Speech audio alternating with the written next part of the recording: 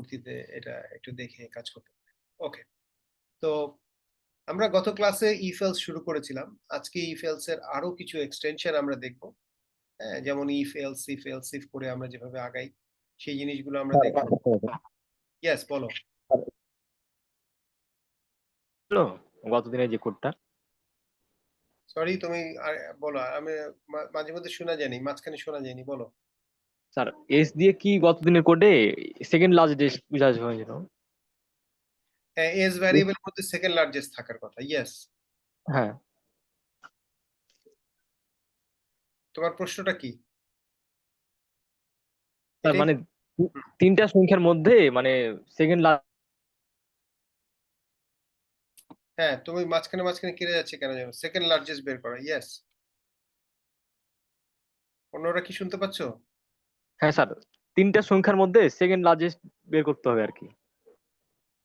হ্যাঁ, এই প্রোগ্রামটা গতদিন করলাম তো আমরা। তোমার প্রশ্ন কি? স্যার এস দ্বারা তো এখানে সেকেন্ড লার্জেস্ট বোঝানো হয়েছে নাকি? ইয়েস, এজ ভ্যারিয়েবলের মধ্যে সেকেন্ড লার্জেস্টটা থাকবে। ইয়েস। ও ঠিক আছে। আচ্ছা, আমরা তাহলে শুরু করি। আমরা আজকে ঠিক যে গতকাল যেই জায়গায় আমরা শেষ করেছি সেখান থেকে আমরা ইনশাআল্লাহ শুরু করব। তো টেকনিক্যালি আচ্ছা, আমরা একটু শেয়ার করতে হবে স্ক্রিন।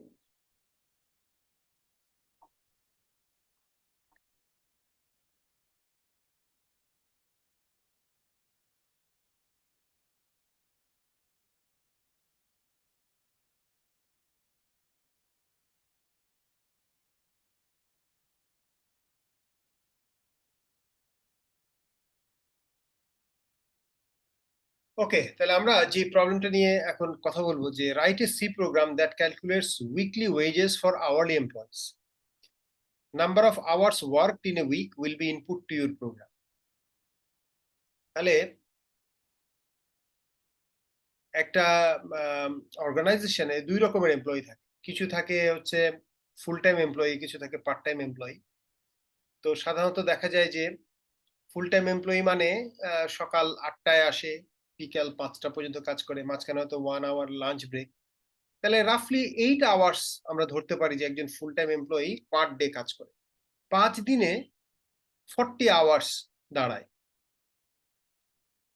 আর part time employee obviously 40 hours এর কম কাজ করবে। যেমন আমি তোমাদের এখানে পার্ট টাইম, এবং আমার সাথে আসলে তাদের নেগোসিয়েশনটা হচ্ছে আওয়ারলি বেসিস। যে 3 ক্রেডিট আওয়ার, তাহলে এরকম 6 ক্রেডিট আওয়ার হলে এরকম। তো এইটা হচ্ছে গিয়ে আওয়ারলি এমপ্লয়ীদের বিষয়। এখন অবভিয়াসলি আওয়ারলি এমপ্লয়ি 40 ঘন্টার কম কাজ করার কথা। কিন্তু অর্গানাইজেশন গুলো অনেক সময় করে কি, তারা দেখে যে ফুল টাইম এমপ্লয়ি বেশি নিলে একটা সমস্যা তৈরি হয়। সমস্যাটা কি? ওই ফুল টাইম এমপ্লয়িকে অনেক কিছু দিতে হয়। বেতনের পাশাপাশি তাকে হাউস রেন্ট দিতে হয়। তারপরে ধরো উৎসব ভাতা, সামনে ঈদ আসবে, ঈদে বোনাস দিতে হবে, ইত্যাদি, ইত্যাদি। কিন্তু পার্ট টাইম এমপ্লয়িকে কিন্তু এগুলো কিছু দিতে হয় না। তাদেরকে হ্যাঁ, কনভেন্স, যাতায়াতের ভাড়া দিতে হয় না। তারপরে হাউস রেন্ট তো দিবেই না। ইভেন ঈদে যে বোনাস সেটাও দেয় না। তো ফলে তারা যেটা করতে চায়, যেকোনো অর্গানাইজেশন আসলে একজন পার্ট টাইম এমপ্লয়ি দিয়ে আসলে পুরাটা চালায় দিতে পারে। এটা তো ঠিক হবে না। সেজন্য গভর্নমেন্ট আবার চিন্তা করলো যে না, একজন পার্ট টাইম এমপ্লয়িকে যদি ফুল টাইম এমপ্লয়ির থেকে বেশি সময় ধরে খাটায়, তাহলে তাকে বেশি টাকা হারে পে করতে হবে। সো দ্যাট তার যে ওই যে বোনাস দিচ্ছে না বিভিন্ন জিনিস, এটা আবার মেকআপ হয়ে যাবে, রিকভার হয়ে যাবে। তো সেই জন্য এখানে হচ্ছে গিয়ে আমাদের একটা প্রোগ্রাম লিখতে হবে যেখানে একজন পার্ট টাইম এমপ্লয়ি সে এই সপ্তাহে কত ঘন্টা কাজ করেছে এটা ইনপুট দিবে সপ্তাহ বেসিসে। এবং প্রোগ্রাম করবে কি, প্রোগ্রামের মধ্যে আওয়ারলি রেটটা বলা থাকবে যে ১ ঘন্টা কাজ করলে এত টাকা, ২ ঘন্টা কাজ করলে তাহলে মানে আওয়ারলি রেট আকারে যাবে। ধরা যাক আমরা যদি ডলারে চিন্তা করি, $১০, তাহলে ১ ঘন্টা কাজ করলে $১০, ২ ঘন্টা কাজ করলে $২০, এভাবে। তাহলে আওয়ারলি রেটটা থাকলে অত আওয়ার দিয়ে গুণ করে আমরা সাধারণত বের করি। বাট গভর্নমেন্ট বলে যদি ৪০ ঘন্টার বেশি কাজ করে, তাহলে ৪০ ঘন্টার উপরে যতটুকু কাজ করালো সেটাকে ওভার টাইম ধরতে হবে। এবং ওভার টাইম নর্মাল আওয়ারলি রেটের ১.৫ গুণ বা অনেক সময় দ্বিগুণও হয়। ধরো নর্মালি যদি $১০ পার আওয়ার হয়, তাহলে ওভার টাইম করলে সেটা হবে হয়তো $15 পার আওয়ার। অথবা $20 পার আওয়ার, এরকম। তো এখানে সেই রুলটা বলে দেওয়া আছে, বলেছে যে পার্ট টাইম এমপ্লয়ের রেগুলার আওয়ার্স 0 থেকে 40 আওয়ারের মধ্যে হলে সে $10 করে পাবে। আর যদি ওভারটাইম করে 40 আওয়ার্সের উপরে যেই সময়টা কাজ করলো সেটা 150% হারে, তাহলে 1.5 গুণ, $10 হলে $15 রেগুলার আওয়ারলি রেটের এতে কাজ করবে। তো এখন তোমাকে এই প্রোগ্রামটা লিখতে হবে। তাহলে এই প্রোগ্রামটা লেখার জন্য আমরা একটু দেখি যে এটা আসলে কিভাবে করা যাবে। তাহলে আমার প্রোগ্রামে টেকনিক্যালি দুটো জিনিস রাখতে হবে। একটা হচ্ছে কয় ঘন্টা কাজ করেছে সেটা ইনপুট, আর তার স্যালারি, ওয়েজেস, এটা বের করতে হবে। আমরা যদি একটু প্রোগ্রামটা লেখার চেষ্টা করি, তাহলে মেইনের ভেতরে আমরা দুটো জিনিস নিব। একটা হচ্ছে কয় ঘন্টা কাজ করেছে, ইন্ট এইচ, আর আরেকটা হচ্ছে তার স্যালারি বা ওয়েজেস কত হবে, ডাব্লিউ, বা স্যালারি যদি এস চিন্তা করি তাহলে এস। দুইটাই ইন্টিজার নিতে পারি, কিন্তু এমন হতে পারে যে স্যালারিটা অনেক সময় ফ্লোটও হতে পারে। হ্যাঁ, ধরো আওয়ারলি রেটটা $10 না হয় $10.5, $10.50, তাহলে দশমিক থাকতে পারে। কিন্তু সেই ক্ষেত্রে আমরা বুদ্ধিমানের কাজ হবে যে স্যালারিটা ফ্লোট নেওয়া। আচ্ছা, এখন তুমি প্রথমেই এমপ্লয়িকে বলবা যে এন্টার ইউর আওয়ার্স, কয় ঘন্টা কাজ করেছে তার কাছ থেকে জানতে চাও। স্ক্যান করে নিলাম।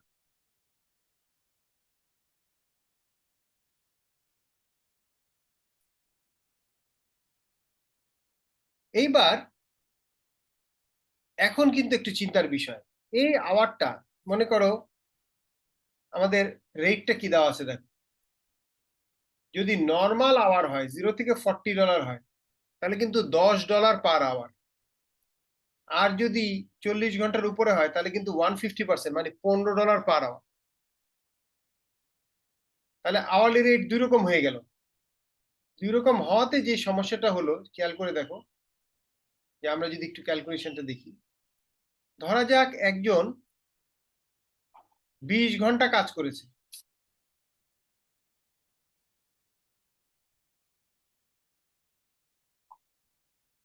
আমরা আওয়ারলি রেটটা এখানে লিখলাম, উপরে আছে আমাদের। প্রথমে একটু এক্সাম্পল দিয়ে করার চেষ্টা করি আমরা। ধরো একজন 20 ঘন্টা কাজ করেছে, 20 আওয়ার্স। আচ্ছা, এর স্যালারি কত হবে? খুবই সোজা, 20 ইন্টু 10, তাহলে $200।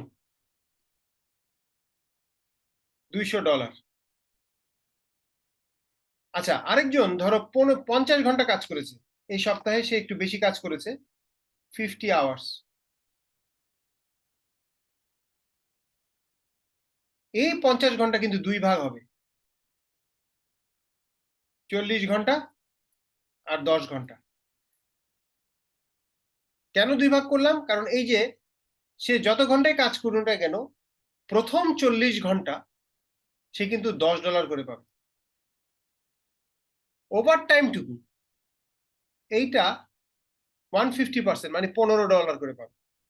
তাহলে তার স্যালারিটা ক্যালকুলেশন হবে এরকম, 40 ঘন্টা ইন্টু 10, তাহলে হলো 400। আর এইটা 10 ইন্টু 15, মানে এটার জন্য কিন্তু $150 পাবে। এইখানে দেখো, এই 10 ঘন্টার জন্য কিন্তু 10 ইন্টু 10 হয় নাই, 10 ইন্টু 10 করলে কিন্তু ভুল হয়ে যাবে। এটা হবে 10 ইন্টু 15, 150। তাহলে এখন তার টোটাল হলো এইটা যোগ এইটা, মানে $550। এটা কি বোঝা গেল? কারো কোনো সমস্যা থাকলে বলো, তাহলে আমি আবার এক্সপ্লেন করব। স্যার এখানে 15 কিভাবে আসছে? 15 আসছে ওই স্যার যে আবার ওভারটাইম। একটু রিপিট করলে ভালো হতো পুরোটা। পুরাটা পুরাটা বলতে, আচ্ছা মানে পুরাটা বলতে যে ক্যালকুলেশনটা জাস্ট। ক্যালকুলেশনটা দেখো, মানে 40 ঘন্টা পর্যন্ত কিন্তু $10 করে। তাহলে একজন যদি 20 ঘন্টা কাজ করে $10 করেই পাবে। একজন যদি 30 ঘন্টা কাজ করে $10 করে পাবে, 10 ইন্টু 30, $300। ইভেন একজন যদি 40 ঘন্টাও কাজ করে তাও $10 করে, $400 ডান। কিন্তু 40 ঘন্টার উপরে যদি কাজ করে, মনে করো একজন 45 ঘন্টা কাজ করলো, তাহলে 45 ঘন্টাটা 2 ভাগ হবে। প্রথম 40 ঘন্টা $10, পরের 5 ঘন্টা $15 করে। $15 আসতেছে কোত্থেকে? দেখো, greater than 40 hours per week, যদি 40 ঘন্টার উপরে যে কাজ করে, 40 ঘন্টার উপরের অংশটুকু, সেটাকে ওভারটাইম নাম দিচ্ছে। তাহলে 40 ঘন্টার উপরে, 45 ঘন্টা হলে 40 ঘন্টার উপরে কয় ঘন্টা? 5 ঘন্টা। 45 বিয়োগ 40, ওই 5 ঘন্টা is paid at the rate of 150% of regular hourly rate। তাহলে রেগুলার যে রেট মানে হচ্ছে $10, এটার 150%। 150% মানে কিন্তু 1.5 গুণ।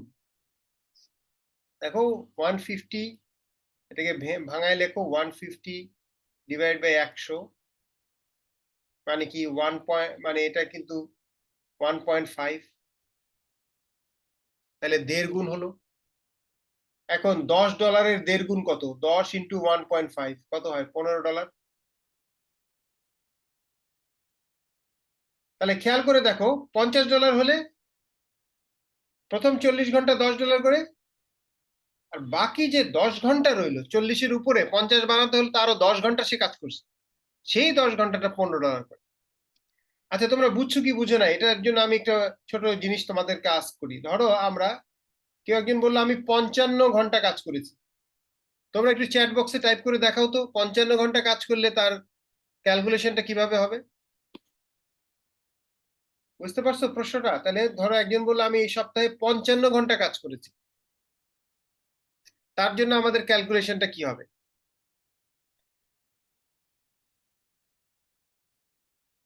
40 ইন্টু 10,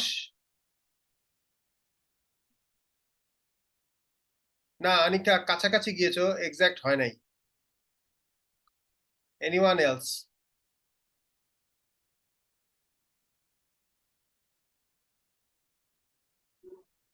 স্যার প্রথম হচ্ছে 0 থেকে 40 ঘন্টা হবে 10 দিয়ে গুণ, আর তারপরে যে থাকে হচ্ছে 15 ঘন্টা, সেটাকে 15 দিয়ে গুণ দিব। ইয়েস। তার মানে ও যেটা লিখেছে, আচ্ছা অনেকেই লিখতেছো, হ্যাঁ,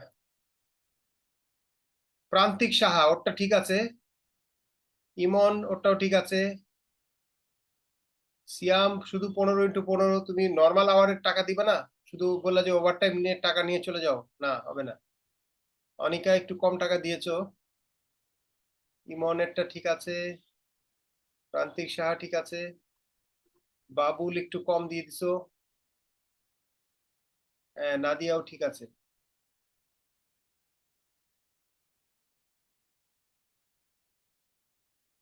ও তোমার আনিকার এক টাইপ হয় নাই, আচ্ছা ঠিক আছে, তাহলে ঠিক আছে। 40 ইন্টু, হ্যাঁ ঠিক আছে। তার মানে আমাদের করতে হবে কি, দেখো প্রথমে হচ্ছে গিয়ে 55 ঘন্টাকে 2 ভাগ করতে হবে, 40 যোগ 15। তাহলে প্রথমে হচ্ছে 55 2 ভাগ হয়ে গেল, 40 আর 15। এবার 40 ঘন্টা এইটাকে আমরা $10 করে দিব, যোগ বাকি যে 15 ঘন্টা, এটা ওভার টাইম, এটাকে 15 করে দিব। 40 ইন্টু 10 যোগ 15 ইন্টু 15। মিতব্যয়ী, মিতব্যয়ী না বলে কিপটা শব্দটা বোধহয় বেশি প্রযোজ্য। আচ্ছা এনিওয়ে, 40 ইন্টু 10 আমরা 400 হলো, আর 15 ইন্টু 15 মানে 225। তাহলে আমাদের টোটাল আসবে 625। এটা হচ্ছে কি আমাদের রেজাল্ট। তো এটাই হচ্ছে প্রোগ্রাম করতে হবে। এইবার আসো আমরা প্রোগ্রামে যাই, তাহলে এক্সাম্পলটা যদি বুঝে থাকো প্রোগ্রাম করতে অসুবিধা হওয়ার কথা না।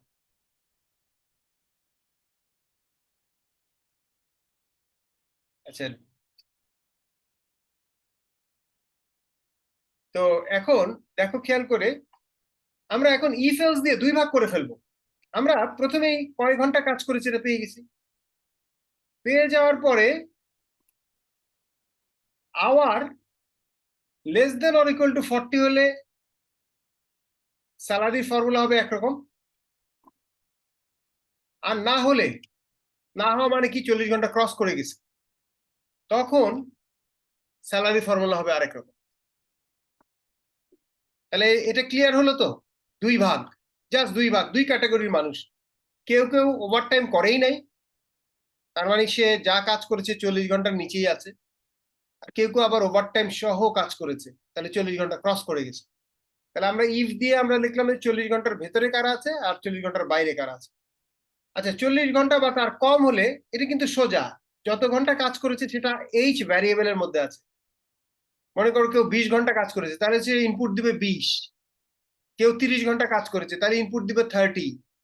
এই যে 20 বা 30 দিচ্ছে, এটা কোথায় যাচ্ছে? এটা এইচ এর মধ্যে যাচ্ছে, ভ্যারিয়েবলের মধ্যে যাচ্ছে।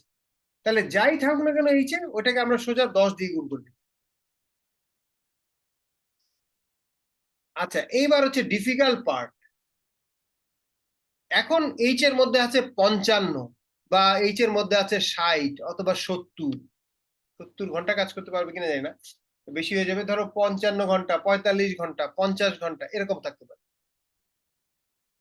এইবার আমি আবার চ্যাট বক্সে তোমাদেরকে বলবো যে এই ফর্মুলাটা তোমরা একটু কি হওয়া উচিত দেখি চ্যাট বক্সে লিখতে পারো কিনা। স্যার আমি একটু বলি, বলো। প্রশ্ন স্যার, বিষয়টা হচ্ছে কি, এটার জন্য কি এক্সট্রা ভেরিয়েবল নিতে হবে না? যে আমার আমার মনে আওয়ার থেকে 40 বাদ দিয়ে দেন যেটা থাকবে ওইটা একটা ভেরিয়েবলে ঢুকায় ওইটার সাথে 15 গুণ করব, এরকম? হ্যাঁ, সেটা করলে ভালো, তবে মানে ডাটাটা কোনো ভ্যারিয়েবলে রাখতেই হবে এমন কোনো কথা নাই। তুমি যা পেলা ওইটাকে 15 দিয়ে গুণ করে দিতে পারো। অর্থাৎ তুমি যা বলতেছো সেটা ঠিক আছে, আমি বলছি। অর্থাৎ তুমি যেটা করতে চাচ্ছ যে আওয়ার থেকে 40 বিয়োগ দিয়ে যেটা থাকে, তাই না? জি স্যার, ওইটা এস এ কাউন্ট করে ওই এসটাকে আবার ওটা মনে করেন। ওইটা কোথাও এক জায়গায় রাখার দরকার নেই, ওইটাকে 15 দিয়ে গুণ করে দিতে পারো ও আচ্ছা আচ্ছা। সরাসরি। বুঝতে পারছো? তাহলে জি এইচ স্যার, জি স্যার। ইন্টু 15 সরাসরি হয়ে গেল। আচ্ছা, এটা গেল। শুধু এইটুকু দিলে কি হবে? দেখো চিন্তা করে, এইচ এর মধ্যে যদি 55 থাকে, তাহলে 55 থেকে 40 বিয়োগ করে কত হলো? 15। তাহলে 15 ইন্টু 15 মানে 225। তাহলে আমি যে উপরে সমীকরণ লিখেছি 15 ইন্টু 15, তাহলে শেষের অংশটা হলো ওভার টাইমের টাকা পেলো সে। কিন্তু অরিজিনাল যে, সে তো 55 ঘন্টা কাজ করেছে, এখানে কিন্তু 15 ঘন্টার টাকা দিলে তাকে, বাকি টাকাও তো দিতে হবে তার তো, স্যালারি তো এখন দুইটা যোগ হবে। এটা যোগ হবে। অর্থাৎ এর সাথে আবার আমাদের 40 ঘন্টা কিন্তু রয়ে গেছে। 40 ঘন্টা, ওইটা কিন্তু 10 দিয়ে গুণ হবে। তাহলে আবার দেখো, আওয়ার এইচ এর মধ্যে কিন্তু 40 ঘন্টা সহ আছে, তাহলে এইচ থেকে আমি 40 ঘন্টা বাদ দিয়ে দিয়েছি। 40 ঘন্টা সহ ছিল, 40 বাদ দিয়ে দিলাম, তাহলে মানে কি ওভার টাইম। 55 ঘন্টা কাজ করলে 40 বাদ দিলে 15, 45 ঘন্টা কাজ করলে 40 বাদ দিলে 5, 50 ঘন্টা কাজ করলে 40 বাদ দিলে 10।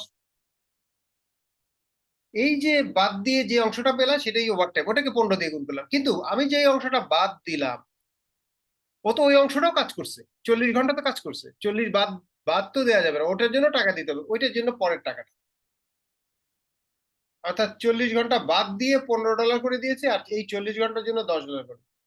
এইবার আমাদের রেজাল্ট আসবে, ঠিক আছে? একটু কেয়ারফুলি করলেই আমাদের হবে।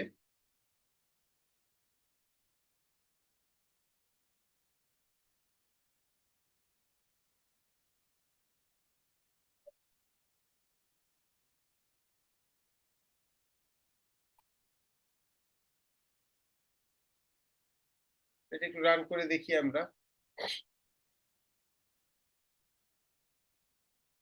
স্যার এখানে কোডে পার্সেন্টের পরে 0.2 কেন দিলাম?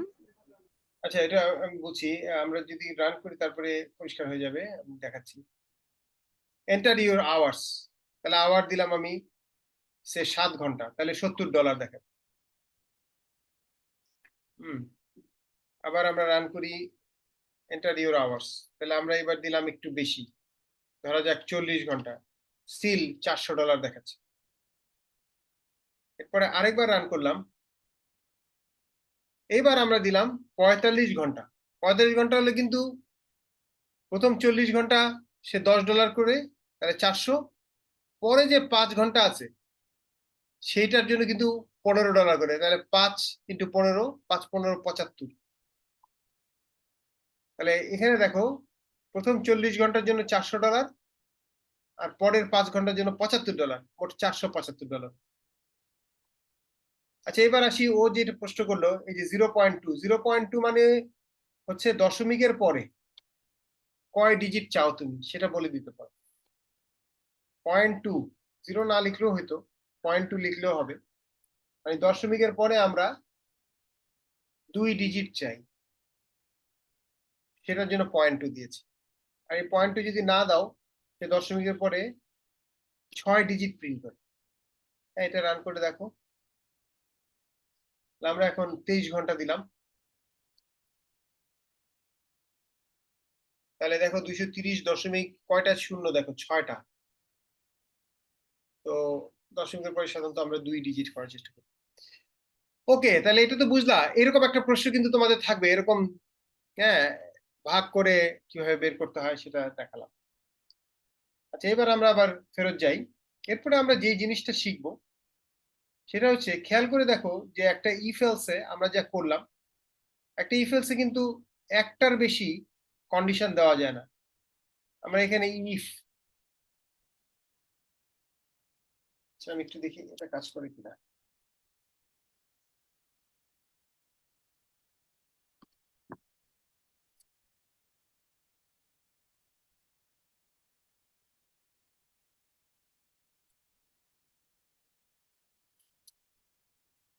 আচ্ছা দেখো, একটা ইফে আমরা কিন্তু একটা মাত্র কন্ডিশন দিতে পারি।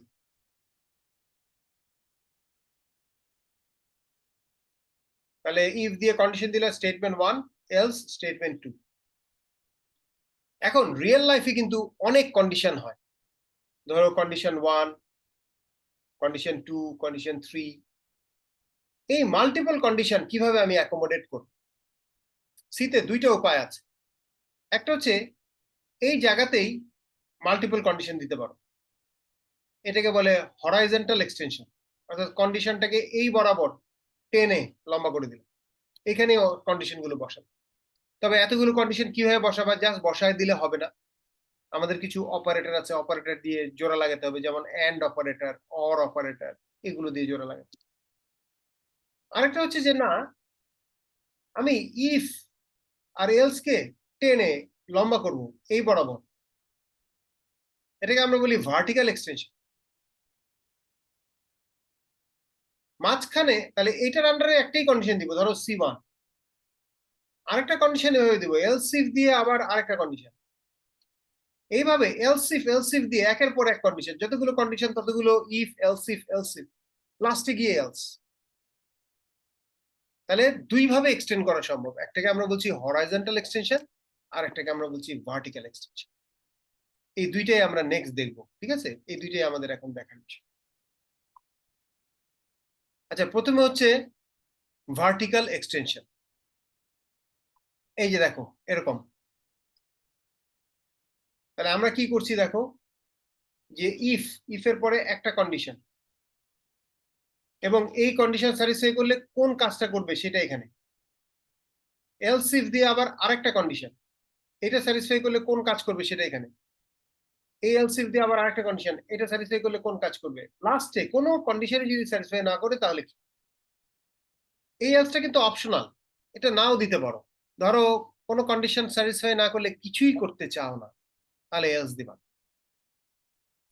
আচ্ছা আরেকটা জিনিস বলে রাখি, তার মানে এখানে কিন্তু শর্তের উপর ডিপেন্ড করে যে কোনো একটা কাজ হবে, একটা স্টেটমেন্ট এক্সিকিউট হবে।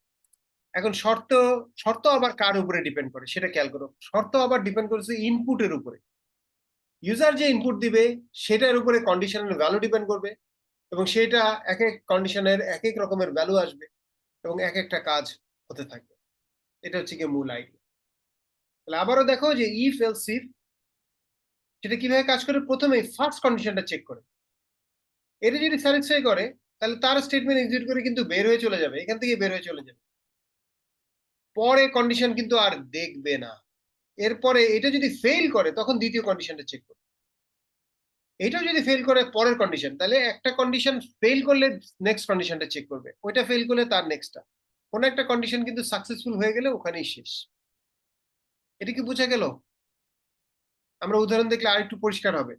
আচ্ছা, তোমাদেরকে আরেকটা প্রশ্ন করি। ধরো ইউজার এমন একটা ইনপুট দিল যে এখানে দুটো কন্ডিশন স্যাটিসফাই করতেছে একসাথে, কন্ডিশন 1ও স্যাটিসফাই করতেছে, কন্ডিশন 3ও স্যাটিসফাই করতেছে, বা কন্ডিশন 3 তো এখানে দেখা যাচ্ছে না, ধরো কন্ডিশন 1 কন্ডিশন 2 দুইটাই স্যাটিসফাই করতেছে।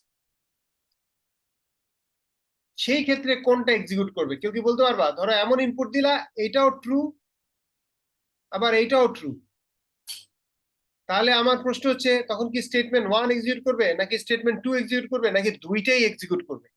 স্টেটমেন্ট ওয়ানই স্যার তো ওয়ানে যখন ওয়ানই তো করবেন। টেকনিক্যালি তাই, যেহেতু কন্ডিশন উপর থেকে চেক করে আসতেছে, প্রথম যে কন্ডিশন স্যাটিসফাই করবে ওইটার স্টেটমেন্ট এক্সিকিউট করে বের হয়ে যাবে। ফার্দার ডাউন দ্য রোড আসলে চেক করবেই না, মানে আরো যে কন্ডিশন স্যাটিসফাই করছে এটা কিন্তু জানেই না।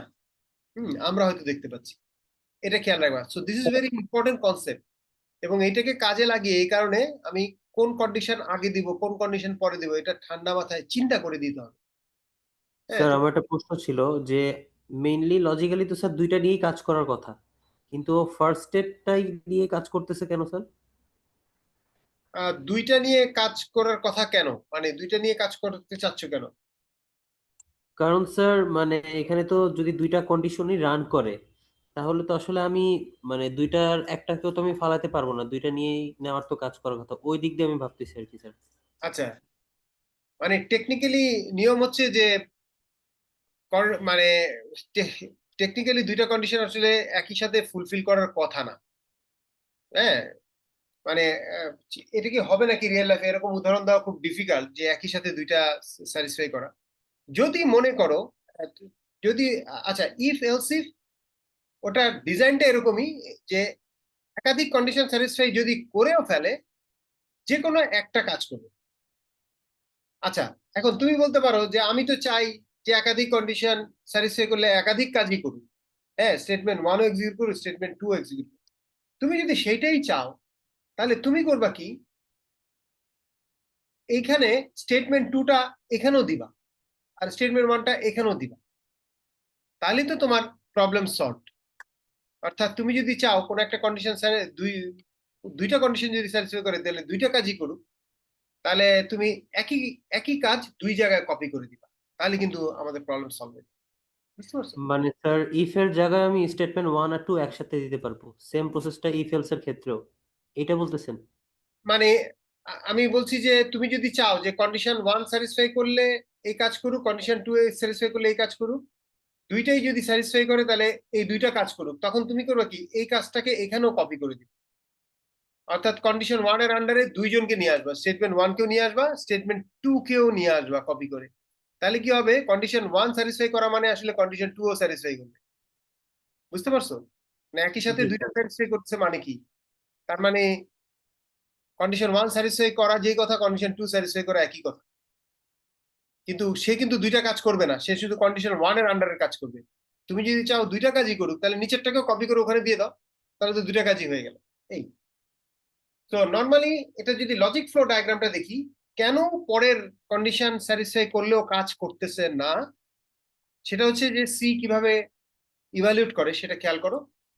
যে প্রথমেই কন্ডিশন 1 চেক করে, কন্ডিশন 1 যদি স্যাটিসফাই করে তাহলে স্টেটমেন্ট 1 এক্সিকিউট করতেছে, করে দেখো সোজা বের হয়ে গেছে। এই পথে কিন্তু আর অন্য কোনো কন্ডিশন নাই। অন্য কন্ডিশন কোথায় আছে দেখো, ফলস এর জায়গায়। তাহলে কন্ডিশন 1 যদি ফলস হয়, যদি কন্ডিশন 1 স্যাটিসফাই না করে তখন কন্ডিশন 2 চেক করবে। কন্ডিশন 2 চেক করে যদি ওইটা আবার স্যাটিসফাই করে তাহলে ওইটার স্টেটমেন্ট এক্সিকিউট করে আবার সে বের হয়ে চলে যাচ্ছে। এটা ফেল করলে পরেরটা আসতেছে, তাহলে কোন একটা কন্ডিশন ফেল করলে পরেরটা আসে, এটা ফেল করলে পরেরটা, এটা ফেল করলে পরেরটা, কিন্তু কোন একটা কন্ডিশন স্যাটিসফাই করলে কিন্তু ওইখানেই শেষ, পরে কিন্তু আর যাচ্ছে না। এটা হচ্ছে গিয়ে খেয়াল রাখতে হবে। সো নরমালি কন্ডিশন এরকম হওয়া স্যার উচিত। এখানে যদি প্রথমেই যদি কন্ডিশন যদি ট্রু হয় তাহলে তার পরেরটাতে যাওয়া লাগছে না, না টার্মিনেট করছে না। যাবে না, ইয়েস, পরেরটাতে আর আর যাবে যদি না। প্রথমে যদি ফলস হয় তাহলে পরেরটাতে টার্মিনেট করে ভাবে ইফ এলস না এলস ইফ এভাবে চলতে থাকবে নাকি? ইয়েস, প্রথমটা যদি ফেল করে তখন সে পরেরটা চেক করবে। হুম। ঠিক আছে, প্রথমটা ফেল করলে, প্রথমটা ফলস হলে সে পরেরটা চেক করবে, আর পরেরটা স্যার ফেল এখানে করলে তার পরেরটা চেক করবে। ইয়েস, এল শিফটটা কোন ক্ষেত্রে ব্যবহার হয়? মানে এখানে যদি একটা কন্ডিশন এলসিফটা যদি হয় সেক্ষেত্রে এটা কাজ করে নাকি?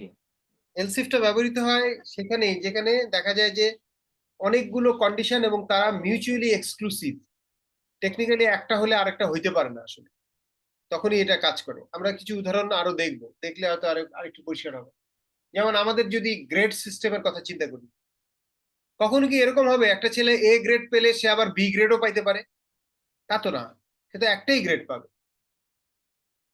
ঠিক আছে, আচ্ছা আমরা সেই গ্রেডিং সিস্টেমে যাই। এই উদাহরণটা খেয়াল করো, এখানে খেয়াল করো, এখানে বলছে যে 90 থেকে 100-র মধ্যে হলে এ গ্রেড, 80 থেকে 89 হলে বি গ্রেড, 70 থেকে 79 হলে সি গ্রেড, 60 থেকে 69 হলে ডি গ্রেড, এফ গ্রেড। তাহলে যে এ গ্রেড পেয়েছে সে কি বি গ্রেড পাওয়ার যোগ্য না? অবশ্যই, সে সি গ্রেড পাওয়ারও যোগ্য, সে ডি গ্রেড পাওয়ারও যোগ্য, সে আসলে সবগুলো গ্রেডই পাওয়ার যোগ্য, কিন্তু তারপরে তাকে আমরা এ গ্রেড দিচ্ছি, হাইয়েস্ট গ্রেডটা তাকে দেওয়া হচ্ছে। ঠিক সেরকম যে বি গ্রেড পাওয়ার যোগ্য সে কিন্তু সি গ্রেডও পাইতে পারে, ডি গ্রেডও পাইতে পারে, কিন্তু তাই বলে তাকে সি বা ডি দিচ্ছি না, তাকে কিন্তু আমরা সরাসরি বি গ্রেডই দিচ্ছি, হাইয়েস্ট পসিবল গ্রেডটা দিচ্ছি। তো এখানে খেয়াল করো যে এরা কিন্তু মিউচুয়ালি এক্সক্লুসিভ। যাকে তুমি এ গ্রেড দিবা তাকে কিন্তু কখনোই বি গ্রেড দেওয়া যাবে না বা সি গ্রেড দেওয়া যাবে না, নিচের কোনো গ্রেডই দেওয়া যাবে না। কোন একটা স্টুডেন্ট আমাদের কোর্সে যে কোনো একটা গ্রেড পাবে, সাইমালটেনিয়াসলি একাধিক গ্রেড পাবে না। তো আমরা ইফ এলসিফ, এই ক্ষেত্রে আমাদের ইফ এলসিফটা সবচেয়ে বেশি প্রযোজ্য। তাহলে আমরা এখানে খেয়াল করি যে 90 to 100 হলে এ গ্রেড, তাহলে মার্কস এটাকে আমাদের কি চেক করা উচিত? Marks greater than or equal two 90 এবং marks less than or equal two 100। মানে আমরা যদি একটা রেঞ্জ চেক করতে চাই, কারণ আমরা তো মুখেই বলতেছি যে 90 থেকে 100-র মধ্যে পাইলে এ গ্রেড দিই, তাহলে মার্ক 90 বা 90-এর বেশি হতে হবে আর 100-র আওতার মধ্যে থাকতে হবে। সিমিলারলি আমরা বি গ্রেড কখন দিব?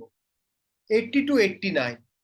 এটা আমরা ম্যাথমেটিক্যালি কিভাবে লিখবো যে মার্কস 80 বা 80-র বেশি হতে হবে, কিন্তু আবার খুব বেশি হওয়া যাবে না, 90-র মধ্যে থাকতে হবে, তাহলেই একমাত্র বি গ্রেড দিব। কারণ 90 ক্রস করে গেলে সেটার জন্য কিন্তু এ গ্রেড আবার পেয়ে যাবে। এর পরের গ্রেডটা আবার চিন্তা করো, লোয়ার লিমিট আপার লিমিট দুইটা দিয়ে আমরা বলতে পারি যে মার্কস 70 বা 70-র বেশি হলে আর 80-র কম হলে। এইভাবে কিন্তু স্ল্যাব গুলো কাজ করছে। এখন চিন্তা করো যে কোন একটা স্টুডেন্ট কোন গ্রেডটা পাবে তার জন্য দুইটা চেক করা লাগতেছে। ধরা যাক সে বি গ্রেড পাবে কিনা, এটার জন্য আমার দুটো জিনিস চেক করতে হবে, যে মার্কস 80 বা 80-র বেশি কিনা আর 90-এর কম কিনা। কিন্তু আমি চাইলে যে কোনো একটা চেক করে পারবো, দুইটা চেক করা লাগবে না। সেটাই আমরা দেখবো যে ইফ এলসিফ দিয়ে এটা করা সম্ভব।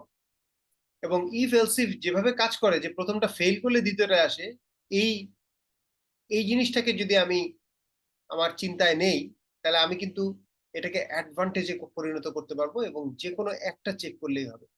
হয় আমি শুধু লোয়ার লিমিট চেক করব অথবা আমি আপার লিমিট চেক করব, তাহলে কিন্তু হবে। দুইটাই চেক করার দরকার নেই। আমরা একটু আসি আবার প্রোগ্রামটা দেখি এবং আবার একটু ডিসকাস করবো যে কেন একটা চেক করলেই হচ্ছে। তাহলে আমাদের এখানে আমরা মাথায় রাখলাম যে সে কোন গ্রেড পাবে তার জন্য আমার দুইটা চেক করা লাগে। ধরা যাক আমি তাকে সি গ্রেড দিব কিনা, এটার জন্য আমার চেক করা উচিত একটা যে 70 বা 70-এর বেশি কিনা, আর এটা হচ্ছে 80-র কম কিনা। সো লেটস সি এই দুইটা চেক না করে আমরা কাজটা কিভাবে করতে পারি। তাহলে মেইনের মধ্যে এখন আমরা যেটা করব, আমরা মার্কস নিব। ধরা যাক মার্কসটা ইন্টিজার, অনেক সময় ফ্র্যাকশনাল মার্কস থাকলে টিচার করে কি এটাকে রাউন্ড করে তারপরে দেয়। তারপরে তুমি বললা যে এন্টার ইউর মার্ক, আচ্ছা এন্টার ইউর মার্ক দিলেই হবে। মার্কটা তুমি স্ক্যান করে নিলাম।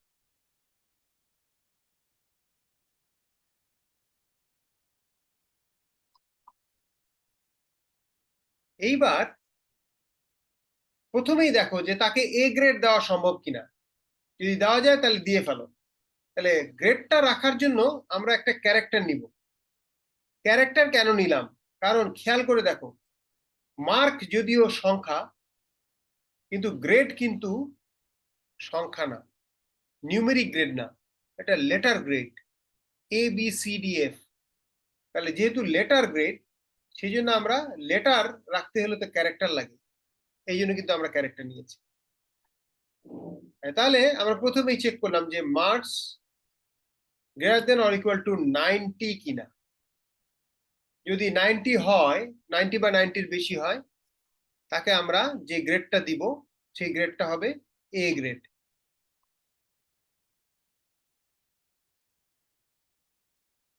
আচ্ছা, এরপরে এ গ্রেড যদি দিতে না পারি, তাহলে তো তাকে নেক্সট আমাকে চেষ্টা করতে হবে যে দেখি তো তাকে বি গ্রেড দেওয়া যায় কিনা। তাহলে আমরা আবার এলস ইফ দিয়ে এরপরে চেক করব যে মার্ক 80 বা 80-র বেশি কিনা, হলে আমরা বি গ্রেড দিব। আচ্ছা, এইখানে দেখো আমরা কিন্তু যখন মুখে পড়লাম, স্লাইডে দেখলাম, তখন কিন্তু দেখলাম যে মার্কস 80 বা 80-র বেশি হতে হবে আর 90-র কম হতে হবে, তাহলে আমরা বি গ্রেড দিব। কিন্তু প্রোগ্রাম লেখার সময় দেখো আমরা শুধু একটা চেক করতেছি, মার্কস 80 বা 80-র বেশি কিনা। 80 বা 80-র বেশি, 90-র কম কিনা এটা কিন্তু দেখতেছি না আমরা, শুধু 80 বা 80-র বেশি কিনা এটা এটুকুই দেখতেছি। তার মানে স্যার 90 হলে এ গ্রেডে চলে যাবে অটো।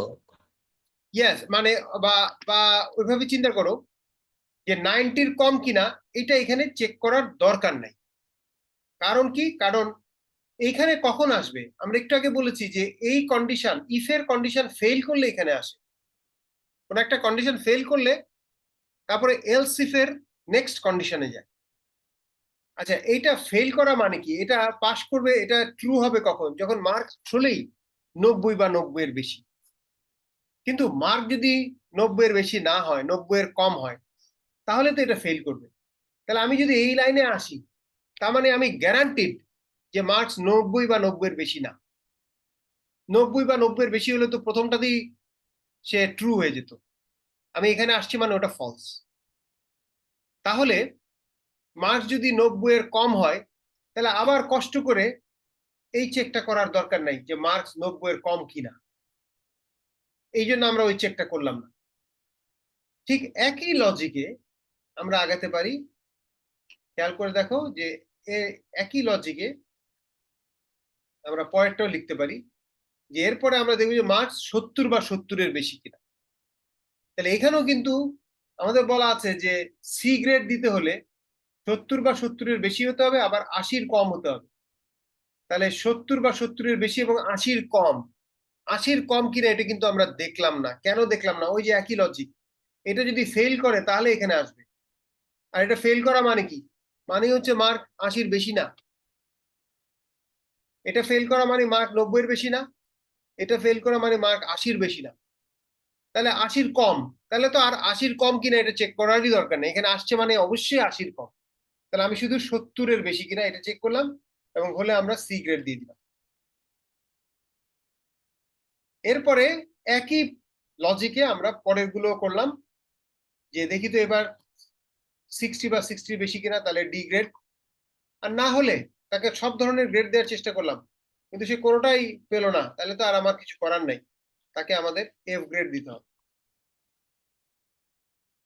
এবার ইফ এলস যখন শেষ হয়ে যাবে, তুমি রেজাল্টটা প্রিন্ট করে দাও, এবং প্রিন্ট করার সময় দুইটাই প্রিন্ট করো, যে তোমার মার্ক এত এবং তোমার গ্রেড এত। তাহলে মার্ক প্রিন্ট করতে হলে এম, গ্রেড প্রিন্ট করতে হলে জি। হ্যাঁ, তাহলে আমরা এটাকে রান করি।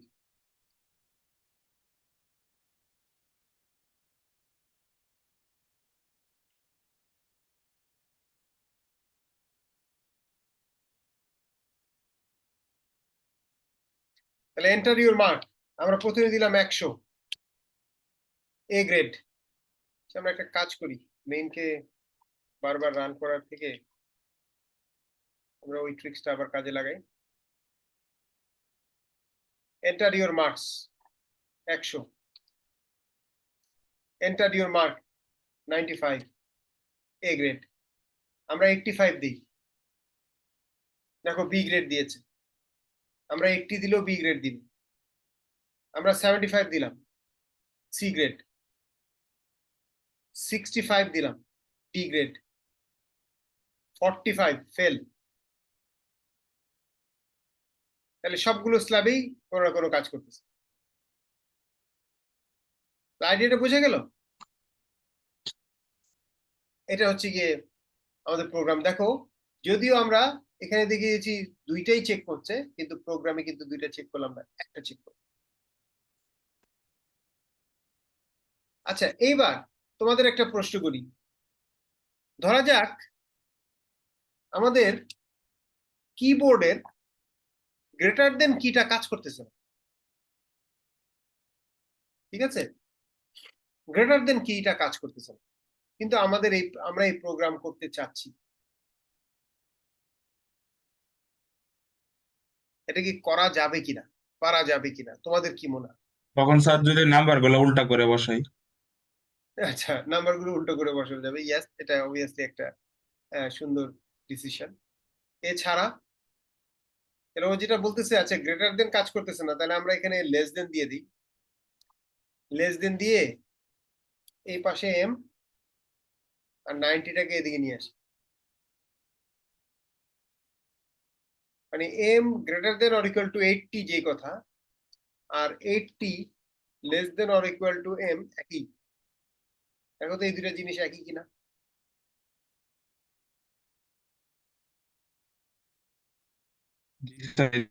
কি স্যার? একই। তাহলে আমরা সেভাবে করে চেঞ্জ করতে পারি। আচ্ছা, আরেকটা উপায় হচ্ছে যে, ঠিক আছে ভালো কথা, গ্রেটার দেন কাজ করতেছে না, বাট লেস দেন তো কাজ করে। আর আমরা এখানে তোমাদেরকে একটু আগে বললাম যে যে কোনো একটা লিমিট চেক করতে হবে, হয় লোয়ার লিমিট অথবা আপার লিমিট। আপার লিমিট যদি চেক করো, দেখো এখানে কিন্তু গ্রেটার দেন চিহ্ন নাই, সবই লেস দেন। তাহলে আমি আপার লিমিট চেক করে কাজটা করতে পারি, কিন্তু আপার লিমিট চেক করে কাজ করলে দুইটা কন্ডিশন দেওয়া লাগবে না স্যার এখানে? না, দুইটা কন্ডিশন দেওয়া লাগবে না। আমরা আপার লিমিট চেক করে করব, কিন্তু আমরা শুরুতে এফ গ্রেড দেওয়ার চেষ্টা করব। তাহলে দেখো বিষয়টা এরকম, আমরা করব কি, একটা প্রোগ্রাম আমরা লিখে ফেলি।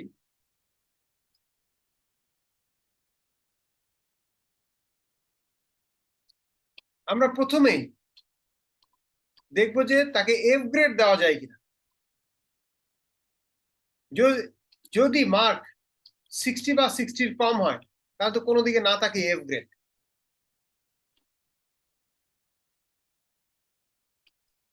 এলস ইফ, আচ্ছা এখানে আসা মানে কি, এখানে আসা মানে মার্ক 60 কম না, 60 বা 60 বেশি। কত বেশি আমরা এটা চেক করি। যদি দেখি যে না, খুব বেশি উপরে না, 60 বেশি, 60 বা 60 বেশি, 60 সমানও হতে পারে, কিন্তু 70 বেশি না, তখন আমরা তাকে ডি গ্রেড দিয়ে দিই।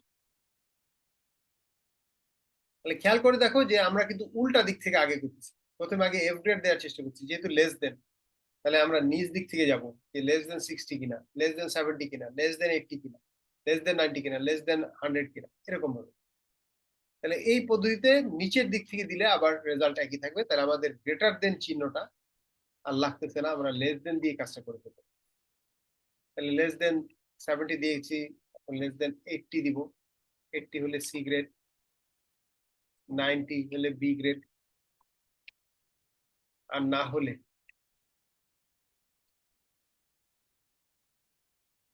হলে তো এ গ্রেড। তাহলে সেম প্রোগ্রাম আবার কাজ করবে without any problem.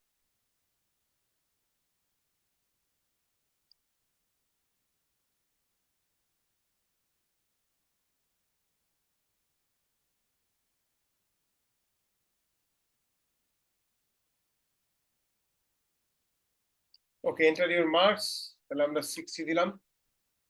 Grade D দেখো 65, তাও গ্রেড ডি। 75 হলে গ্রেড সি, 85 হলে বি গ্রেড, 95 হলে এ গ্রেড, 21 হলে এফ গ্রেড। তাহলে আবার কাজ করছে। তাহলে আমরা চাইলে এই প্রোগ্রামটা লোয়ার লিমিট চেক না করে আপার লিমিট চেক করেও কাজ করতে পারি। এবার আসি আজকের শেষ অংশ। আমরা ভার্টিক্যাল এক্সটেনশন দেখলাম, অর্থাৎ ইফ এলস ইফ করে করলাম। নেক্সট যেটা করবো যে না, আমরা যা কন্ডিশন একটা জায়গাতেই দিব ইফ এর আন্ডারে, সেটার জন্য আমাদের কন্ডিশন গুলোকে জোড়া লাগাতে হবে। জোড়া লাগানোর জন্য কি কি অপশন আছে সেটা দেখি আমরা। এই যে এই অপারেটর গুলো আমাকে ব্যবহার করতে হবে। তাহলে দেখো, মিড টার্মের জন্য একটা প্রশ্ন গত দিনও বলেছিলাম যে আমাদের অপারেটর কয় ধরনের। আমরা সোফার যা শিখেছি, আমরা একটা দেখেছিলাম যে ম্যাথমেটিক্যাল অপারেটর, তারপরে আমরা দেখেছি রিলেশনাল অপারেটর। এখন আমরা যেটা দেখতে যাচ্ছি সেটাকে বলে লজিক্যাল অপারেটর। লজিক্যাল অপারেটর করে কি, দুইটা কন্ডিশনকে জোড়া লাগায় অথবা কোনো একটা কন্ডিশনের লজিক চেঞ্জ করে দেয়। যেমন প্রথম অপারেটরটা হচ্ছে লজিক্যাল নট অপারেটর। এর কাজ হচ্ছে একটা কন্ডিশনের উপরে কাজ করে এবং কন্ডিশনটা লজিকটাই উল্টায় দেয়। তাহলে কন্ডিশন যদি ট্রু থাকে ফলস বানিয়ে দেয়, ফলস থাকলে ট্রু বানিয়ে দেয়। এরপরে logical and logical or. Logical and দুটো কন্ডিশনকে জোড়া লাগায়, লজিক্যাল অর সেও দুটো কন্ডিশনকে জোড়া লাগায়। জোড়া লাগালে কি হবে, ট্রু হবে না ফলস হবে, সেটা কিভাবে ইভ্যালুয়েট করে সেটা নিয়ে আমরা একটু আলাপ করবো। তাহলে আমাদের স্যার কোনটা আবার একটু বলবেন, লজিক্যাল নটটা? এই যে লজিক্যাল নটে আসতেছি, আরো ডিটেইলস আসছে। লজিক্যাল নট কি করে, সে করে কি, এখানে চিন্তা করো, মনে করো একটা কন্ডিশন এ, হ্যাঁ আমাদের কন্ডিশনটা হচ্ছে এ আর নট এ। তাহলে এ কন্ডিশন যদি ট্রু হয়, নট এ করলে ফলস হয়ে যাবে। আর অরিজিনালি কন্ডিশনে যদি ফলস থাকে তাহলে নট করলে ট্রু হয়ে যাবে। ট্রু জিনিস ফলস হয়ে যাবে, ফলস জিনিস ট্রু হয়ে যাবে, এই আর কিছু। আমরা একটা উদাহরণ দেখি। ধরা যাক বললো যে একটা স্টুডেন্ট 60 বা 60 বেশি পেলে পাস করেছে, আমরা ধরে নিচ্ছি। তাহলে সেই মার্ক ইনপুট দেওয়ার পরে সে পাস করেছে কিনা এটা তোমাকে বলতে হবে। এখানে খেয়াল করে দেখো, আমরা লজিকটা কি দিয়েছি, mark greater than or equal two 60 হলে পাস করেছে, এটা প্রিন্ট করতেছে। এখন তুমি যদি এটা লিখো, marks less than 60, if marks less than 60 then printf passed, তাহলে কি হবে? হবে না, পুরো উল্টে যাবে। অর্থাৎ যে পাস করেছে তাকে দেখা যাবে ফেল করেছে বলবে, আর কে যে ফেল করেছে তাকে বলবে পাস করেছে। কারণ আমরা কি বলছি, marks less than 60, marks less than 60 হলে পাস করেছে প্রিন্ট করো। তাহলে এখন যদি আমি সামনে একটা নট লাগাই দিই, তাহলে কিন্তু আবার কাজ করা শুরু করবে। অর্থাৎ পুরো জিনিসটার সামনে একটা নট লাগাই দাও। তাহলে ইংলিশ জিনিসটা একটু রিড আউট করো, তাহলে তোমার পরিষ্কার হয়ে যাবে। আমরা একটু পড়ি এটা। If not marks less than 60 then print passed. এখন তো আবার ঠিক হয়ে গেল। একটু আগে কি ছিল, if marks less than 60 print passed. আর এখন আমি বলছি যে if not marks less than 60 then passed. তাহলে তো তার মানে কি, মার্কস নট লেস দেন 60 মানে কি marks greater than or equal two 60। তাহলে এইভাবে করে আমরা নট দিয়ে লজিকটাকে আবার ঠিক করে দিলাম। বুঝে গেল? এখানে খেয়াল করো, আমরা একটা উদাহরণ দেখি। ধরা যাক মার্কস দিলাম আমরা 80, ইউজার ইনপুট দিয়েছে 80। এখন এখানে 80 বসাও। আমরা যদি মার্কসের জায়গায় 80 বসাই, তাহলে 80 লেস দেন 60, এটা তো ফলস, হ্যাঁ মিথ্যা কথা। 80 তো 60 থেকে কম না, 60 বেশি, তাহলে এটা ফলস। কিন্তু সামনে নট থাকাতে ফলস জিনিসটা হয়ে যাবে ট্রু। আর আমরা জানি যে ইফ করে কি, ইফ সাধারণত ট্রু হলে এটা এক্সিকিউট করে, ফলস হলে তো এটা এক্সিকিউট করবে না। তাহলে আলটিমেটলি পাস্ট কথাটা প্রিন্ট হবে, 80 জন্য পাস্ট কথাটা প্রিন্ট হবে। আর আরেকজন ধরো 0 পেয়েছে, 0 মানে তো ফেইল্ড, তার ক্ষেত্রে ঠিক মতো কাজ করতেছে কিনা আমরা দেখি, এটা 0, তাহলে 0 লেস দেন 60 এই জিনিসটা কিন্তু ট্রু। 0 তো আসলেই 60-এর কম, তাহলে এটা ট্রু হয়ে গেল। কিন্তু সামনে একটা নট আছে, নট থাকাতে ট্রু জিনিসটা আবার ফলস হয়ে যাবে, জাস্ট ট্রুথ ভ্যালুটা চেঞ্জ হয়ে গেল, ট্রু জিনিস ফলস হয়ে গেল, ফলস জিনিস ট্রু হয়ে গেল। তাহলে এভাবে নট ইউজ করতে পারো। আচ্ছা, নটের থেকে মোর ইন্টারেস্টিং হচ্ছে পরের অংশটা, সেখানে আমরা বলছি যে অ্যান্ড অর। তাহলে দুটো কন্ডিশনকে আমরা জোড়া লাগানোর জন্য, এখন কিন্তু একাধিক কন্ডিশন, একটু আগে কিন্তু আমরা জাস্ট একটা কন্ডিশনের কথা বলছিলাম, এখন আমরা বলছি একাধিক কন্ডিশন হলে কি হবে।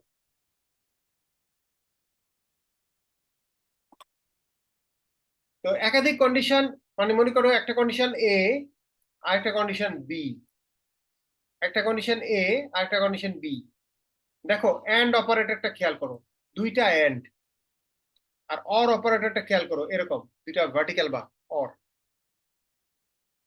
এ and B, A or B. আচ্ছা, এখন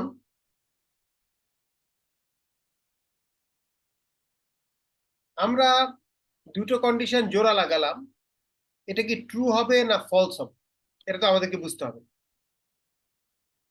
এটা ট্রু হবে নাকি ফলস হবে এটা ডিপেন্ড করতেছে, মানে গোটা জিনিসটা ট্রু হবে নাকি ফলস হবে এটা ডিপেন্ড করতেছে এরা ইন্ডিভিজুয়ালি কি, এরা ইন্ডিভিজুয়ালি ট্রু নাকি ফলস।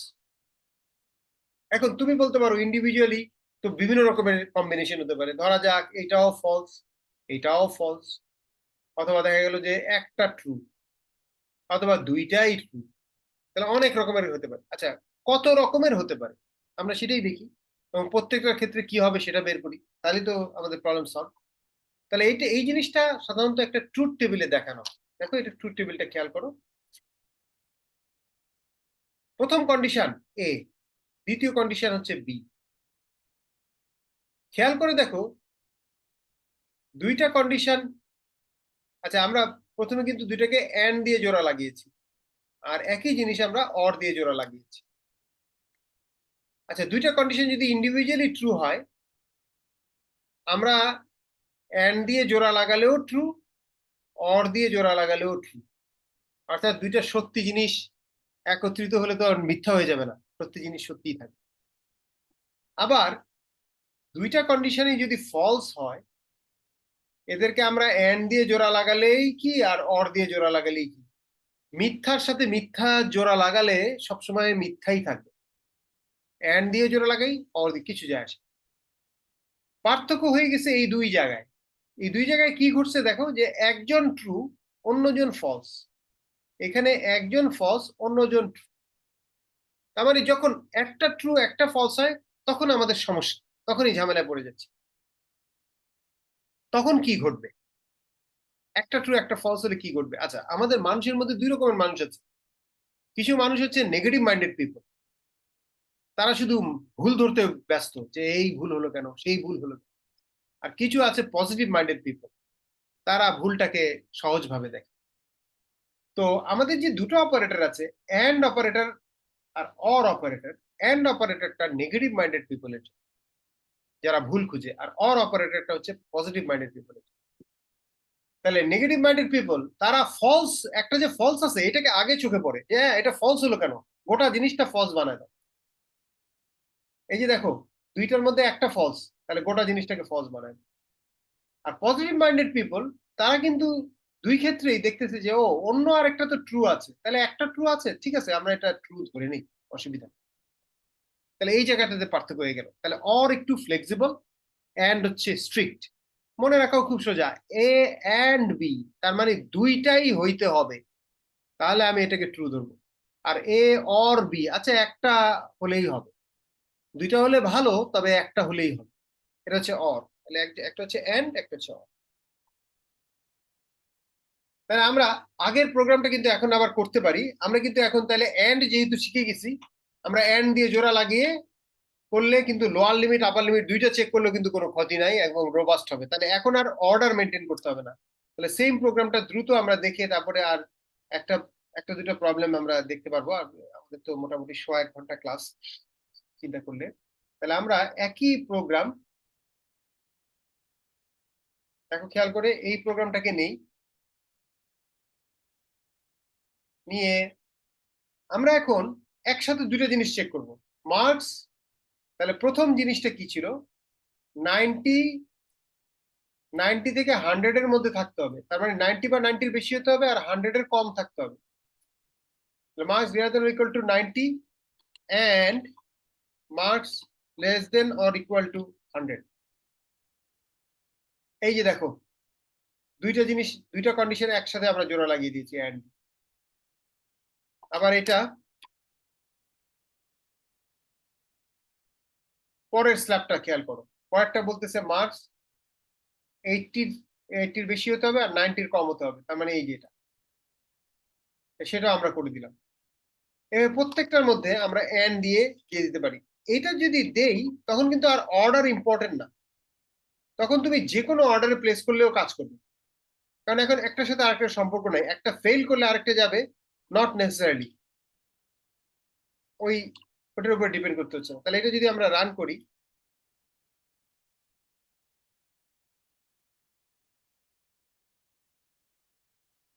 তাহলে আমরা মার্ক দিলাম 100, এ গ্রেড, একজন পেয়েছে 85, B grade 75, C grade 65, D grade 53, F grade.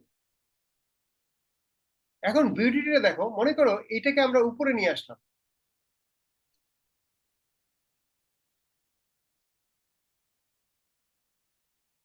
তাহলে খেয়াল করে দেখো যে আমরা প্রথমে এ গ্রেড দেওয়ার চেষ্টা করতেছি, তারপর বি গ্রেড না দিয়ে সি গ্রেড দেওয়ার চেষ্টা করতেছি, তারপরে বি গ্রেড, তাতে কিছু যায় আসে না, এটার উপরে কিন্তু ডিপেন্ড করবে। কিন্তু ওখানে কিন্তু এটা চেঞ্জ করে দিলে উল্টাপাল্টা হয়ে যেত।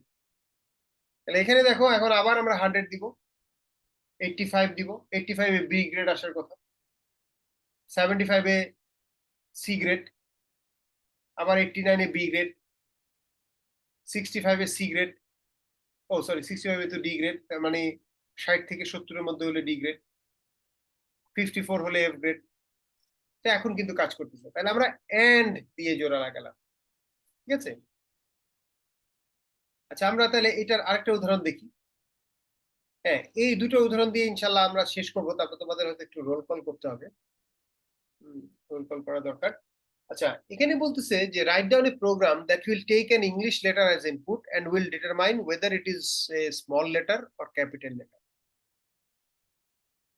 তাহলে একটা ইংরেজি অক্ষর ইনপুট নিবে এবং এটা ছোট হাতের অক্ষর নাকি বড় হাতের অক্ষর এটা আমাদেরকে বলে দিবে। আচ্ছা, খেয়াল করে দেখো তোমাদের মনে আছে কিনা যে বড় হাতের অক্ষর, বড় হাতের এর আস্কি ভ্যালু হচ্ছে 65, আর বড় হাতের জেড এটার আস্কি ভ্যালু হচ্ছে 90। ছোট হাতের এটার আস্কি ভ্যালু হচ্ছে 97, আর ছোট হাতের জেড এটার আস্কি ভ্যালু হচ্ছে 122। তাহলে বড় হাতের অক্ষরগুলো এই রেঞ্জে থাকে, 65 থেকে 90। ছোট হাতের অক্ষরগুলো এই রেঞ্জে থাকবে।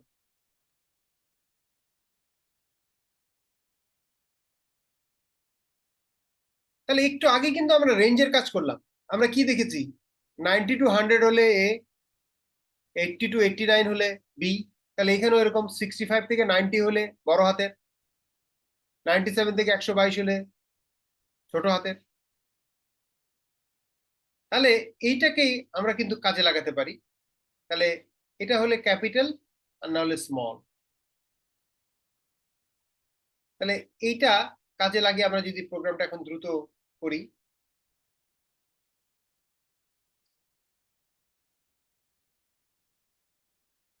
তাহলে প্রথমে আমরা অক্ষরটাকে ইনপুট নেওয়ার ব্যবস্থা করবো। ধরা যাক এক্স এর মধ্যে নিলাম, হ্যাঁ, ইউজারকে বললাম এন্টার এ লেটার।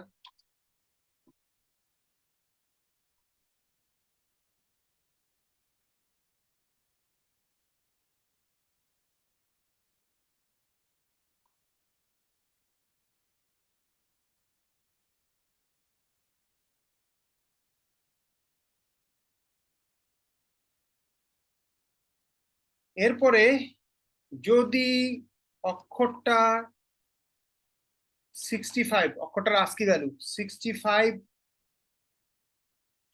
এর বেশি বা সমান হয় এবং 90 বা 90 কম হয়, তাহলে ক্যাপিটাল লেটার।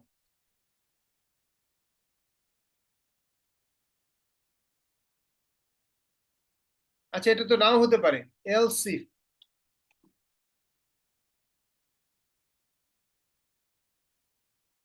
যদি এর আস্কি ভ্যালু 97 থেকে 122 এর মধ্যে থাকে, তাহলে এটা small letter.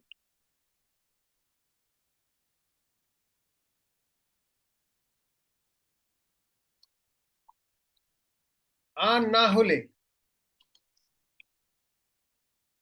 It is not a letter.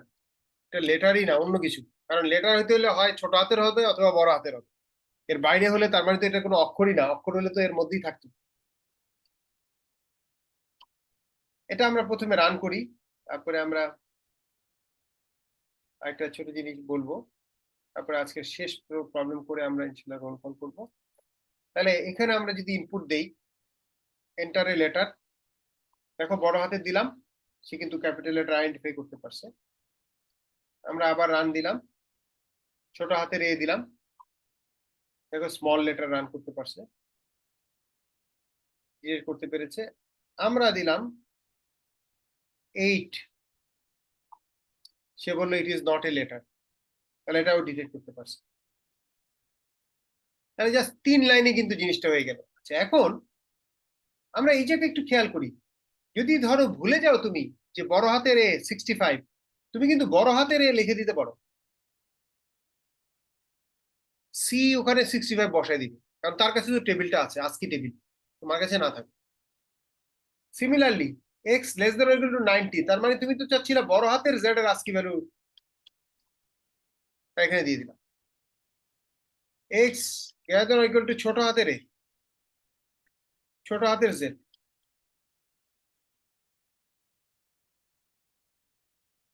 দেখো একই প্রোগ্রাম একই কাজ করবে। তাহলে বড় হাতের এ দিলাম, ক্যাপিটাল লেটার বললো, ছোট হাতের জি দিলাম, স্মল লেটার বলতে পারলো। আমরা একটা সিম্বল দেই, ধরা যাক ডলার দিলাম, it is not a letter, এটাও বলতে পারছি। তাহলে এই হচ্ছে একটা প্রোগ্রাম, আজকের শেষ প্রোগ্রাম।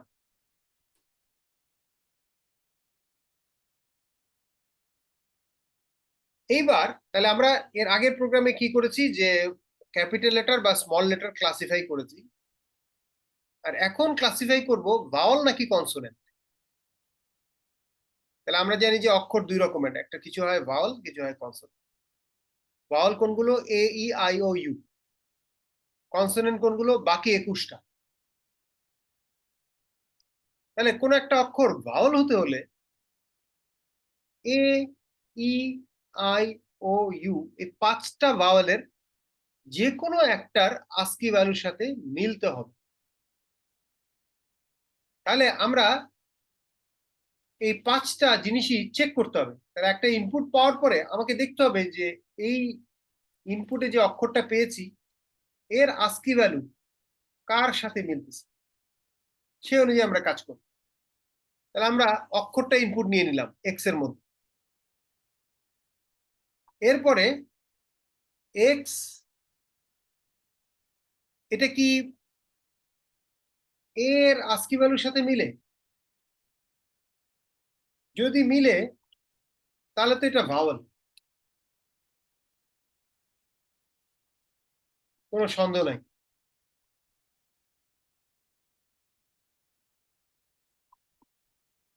আচ্ছা, এটা যে এ এর আস্কি ভ্যালুর সাথে মিলবে এটা তো নাও হতে পারে,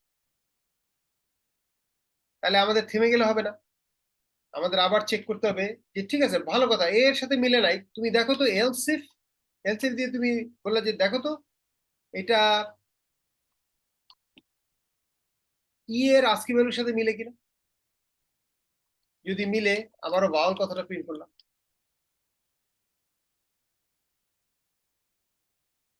এইভাবে করে আমরা কিন্তু আরো বাকি 3টা করতে পারবো। এ ই আই ও ইউ,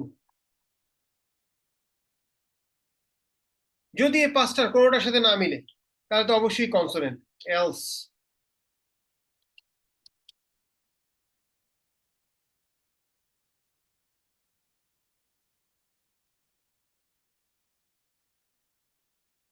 এটা কি বুঝলা? দেখো খেয়াল করে আমরা প্রথমে কি করলাম, অক্ষরটাকে ইনপুট নিলাম, আমরা এর বড় হাতের এ এটার আস্কি ভ্যালুর সাথে মিলানোর চেষ্টা করলাম, যদি মিলে যায় উই আর ফরচুনেট। এটা কখন মিলবে? আসলেই যখন এ ইনপুট দিবে, তাহলে আমরা বললাম যে এটা ভাওয়াল। এটা তো এর সাথে নাও মিলতে পারে, দেখি তো তাহলে ই এর সাথে মিলে কিনা, তাহলে ভাওয়াল প্রিন্ট করি, দেখি তো ই এর সাথে না মিললে আই এর সাথে মিলে কিনা, যে কোনো একটার সাথে মিললেই কিন্তু আমরা কাজটা করে ফেলতে পারছি। তাহলে দেখো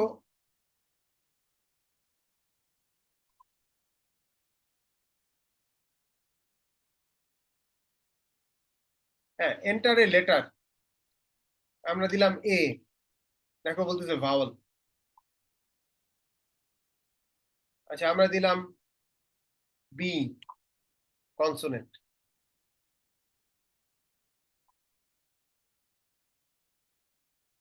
আমরা দিলাম আই, ভাওয়াল। তাহলে সে কিন্তু ঠিকই ডিটেক্ট করতে পারছে। এখানে একটা ছোট সমস্যা আছে, এটা কিভাবে দূর করা যায় এটা তোমাদেরকে একটু চিন্তা করতে দিব। ধরা যাক আমি দিলাম 8, সে বলতেছে কনসোনেন্ট, এটা তো মিথ্যা কথা, 8 তো কনসোনেন্ট না। স্যার ওই যে আস্কি লেটার হিসেবে জাজ করছে কিনা? হ্যাঁ আজকি, তা তো অবশ্যই আজকি নিয়েই কাজ করতেছে সে, কিন্তু আমি এটা দূর করতে চাচ্ছি। যখন 8 চাপবে আমি কনসোনেন্ট না বলে বলবো যে এটা তো আসলে লেটারই না, এটা কিভাবে অ্যাড করা যায়, কি করতে হবে এটা একটু চিন্তা করো। তাহলে প্রবলেমটা বুঝছো কি না আমি আবার দেই। আমরা যখন বড় হাতের এ দিলাম সে বললো ভাওয়াল, ভালো কথা। আমরা যখন বড় হাতের বি দিলাম সে বললো কনসোনেন্ট, এটা আমি মেনে নিলাম। আমি ইনপুট দিলাম ডলার, ডলার তো ভাওয়ালও না কনসোনেন্টও না, সে কি বলে দেখি, সে বলতেছে কনসোনেন্ট। এটাকে ঠিক করা যাবে, একটু চিন্তা করো। তোমাদেরকে 1 মিনিট সময় দিচ্ছি, আমি তোমাদের অ্যাটেন্ডেন্স শিটটা একটু নিয়ে আসি। বাই দিস টাইম তোমরা একটু চিন্তা করো, আমি এসে তোমাকে জিজ্ঞেস করবো যে এটা কি করা যায়, যে কি করলে আসলেই কনসোনেন্ট হলে সে বলবে হ্যাঁ এটা কনসোনেন্ট, অন্য ক্ষেত্রে বলবে না এটা তো কোনো অক্ষরই না। আমি ডলার দিলে বলবে এটা অক্ষর না, ডিজিট দিলে বলবে এটা অক্ষর না। আজকি ভ্যালু হিসাবে কিছু উল্লেখ করতে হবে নাকি?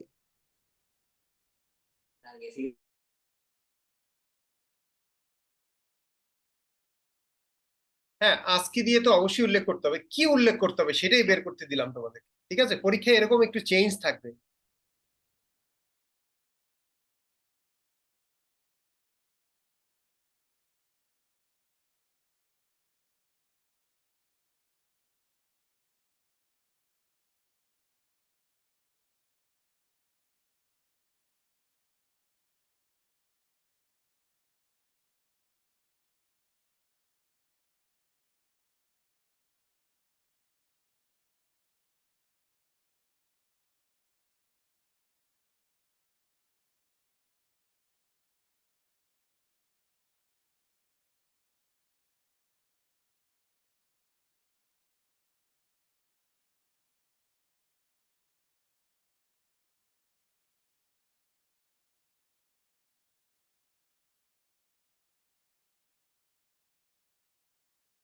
হ্যাঁ করতে পারছো কেউ, এনিওয়ান? আচ্ছা দেখো, কখন মানে ভাওয়াল তো এই পাঁচটার যে কোনো একটা হলেই হবে, আর না হলে কনসোনেন্ট, না হলে কনসোনেন্ট না, একটা রেঞ্জের মধ্যে থাকতে হবে। তার মানে আস্কি ভ্যালু এ থেকে জেড এর মধ্যে থাকতে হবে, মানে তো হবে না। ঠিক আছে, তাহলে আমরা কনসোনেন্ট হতে হলে এখানে একটা এলস ইফ দিয়ে এটা যোগ করব, যে x greater than or equal two 65 and x less than or equal two 90 হইতে হবে, তাহলে কনসোনেন্ট। আর না হলে সে ভাওয়ালও না কনসোনেন্টও না, তাহলে কি, সে তো আসলে কোনো অক্ষরই না, তাহলে প্রিন্টএফ নট এ লেটার। এইটুকু চেঞ্জ করলেই কাজ করার কথা। আমরা রান করে দেখি, আমরা এ দিলাম, রেঞ্জের বাইরে স্যার হলে সেটা আর মানে ভেরি করতেছে না, ওটা মানে লেটারই না আর কি। হ্যাঁ হ্যাঁ সেটাই, এই আচ্ছা রেঞ্জের বাইরে। তাহলে বড় হাতের এ দিলাম, সে বললো ভাওয়াল, আমরা জেড দিলাম, সে বললো কনসোনেন্ট, আমরা একটা সিম্বল দিলাম ডলার, সে কিন্তু এখন বলছে নট এ লেটার, এখন আর কনসোনেন্ট বলছে। আমরা দিলাম ধরা যাক 6 দিলাম, নট এ লেটার। ঠিক আছে, তাহলে এইটুকু চেঞ্জ করে, অর্থাৎ রেঞ্জের মধ্যে আছে কিনা, ইভেন তুমি যদি 65 ভুলে যাও এখানে এ লিখতে পারো, 90 যদি ভুলে যাও এখানে জেড লিখতে পারো। ওকে, তাহলে আজকে এই পর্যন্ত, আমরা নেক্সট দিন ইনশাআল্লাহ লুপ নিয়ে কথা বলবো, এবং ওই পর্যন্তই তোমাদের সিলেবাস থাকবে। তাহলে লুপ নিয়ে আমরা বেশ কিছু প্রবলেম করবো, আমাদের দুটো ক্লাস থাকবে। থার্সডেতে আমাদের ইয়েতে ক্লাস আছে, ওই দিন আমরা লুপ নিয়ে কথা বলবো, এবং তোমাদের পরীক্ষা হচ্ছে তার পরের থার্সডে। তো পরীক্ষার আগে স্যার একটা কোশ্চেন ছিল। হ্যাঁ বলো। স্যার এখানে তো ভাওয়েল হিসেবে আমরা ফার্স্টে দিয়েছি এক্স ইকুয়াল টু এ যদি হয় তাহলে প্রিন্ট এফ ভাওয়েল, হুম। আর এইখানে লাস্টে আমরা লিখলাম else if x is greater than or equal, তাহলে হবে এ। তাহলে স্যার দুইটা যে মিলে যাচ্ছে, যদিও বুঝছি যে একটা আস্কির ভ্যালু বোঝাচ্ছে আর একটা ভাওয়েলের জন্য লেখা হয়েছে, এটাতে কি মানে কোনো সমস্যা হবে কিনা বা? না, সমস্যা হবে না কেন, কারণ আমরা তো প্রথম উপর থেকে চেক করে আসতেছি। তো আমি যদি আসলে ইনপুট এ দেই, তাহলে এই কন্ডিশনও স্যাটিসফাই করতেছে, আবার এই কন্ডিশনও স্যাটিসফাই করতেছে। আর শুরুতেই তোমাদেরকে বলেছিলাম, যখন দুইটা কন্ডিশন স্যাটিসফাই করে, তখন প্রথম যেটা স্যাটিসফাই করবে সেটারটা কাজ করবে। তাহলে আসলে এ ইনপুট দিলে তো ভাওয়াল কথাটাই প্রিন্ট করার দরকার, কনসোনেন্ট কথাটা প্রিন্ট করলে তো হবে না। তো আমাদের প্রোগ্রাম অনুযায়ী কিন্তু তাই হচ্ছে, কারণ ফার্স্টে আমি এইটা চেক করতেছি এবং এটা স্যাটিসফাই করলে ভাওয়াল হয়ে যাচ্ছে। আর তোমার যদি কনফিউশন থাকে, তুমি চাইলে এটাকে বি বানাই দিতে পারো, যে তো ওখানে চেক হয়ে গেছে, তাহলে বি থেকে জেড এর মধ্যে থাকলেই হবে, তাও কাজ করবে, না অসুবিধা। কিন্তু স্যার সেই ক্ষেত্রে তো আবার হচ্ছে যে 65 বা 90, 65 এর জন্য তো আমরা এ দিয়েছিলাম, হুম। তো এখানে 65 এর জন্য তো বি দেয়া হয়ে গেল, তাহলে তো না, 65 না হয় 66 দিলেও কাজ করবে, কারণ 65টা তো উপরেই চেক হচ্ছে, এই যে এই জায়গায় 65 চেক হচ্ছে। তাহলে এখানে এসে আর 65 চেক না করলে হয়, এখানে 66 থেকে চেক করো। বুঝতে পারছো? জি স্যার বুঝতে পারছি। আচ্ছা, সেকশন 2, সেকশন 2 তে আফফান বিন আব্বাস, তাহসিন হোসেন, সাদিয়া আক্তার লাবণ্য, Sakibur Rahman Munna, Tarique Osman, Shahid Islam Alif, Faiyaz Omar Talha, Present, sir. Asaduzzaman Ratul, MD Emon, present sir.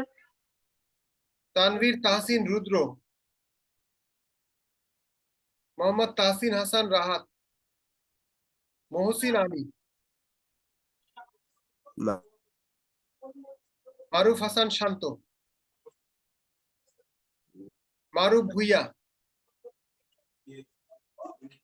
Ashraful Islam,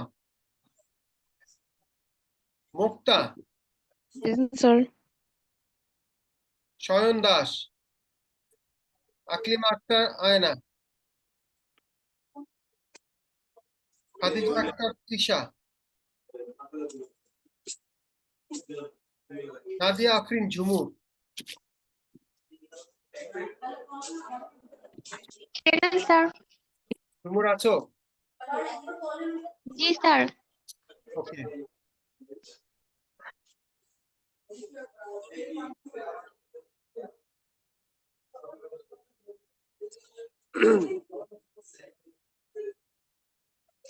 sir আসসালামু আলাইকুম। ওয়ালাইকুম আসসালাম। কে?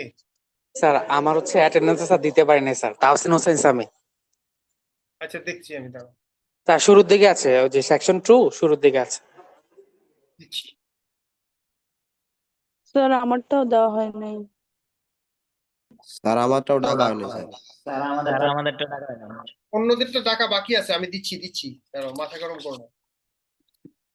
তাহলে Abu Yakub Islam Tanvir, Tonni Akter, present sir. Siam Mia, Rezwanur Islam Rahul, Chaity Roy, Mohammad Shahriar, present sir. Orchid Dewan, sir আসসালামু আলাইকুম। Ridi Richa Rema, yes sir. Prantik Saha, Moshiur Rahman Shifat. Sir Yes, Prantik sir. Prantik Saha আছো? জি sir. Abdur Rahim, Nadia Islam, present sir.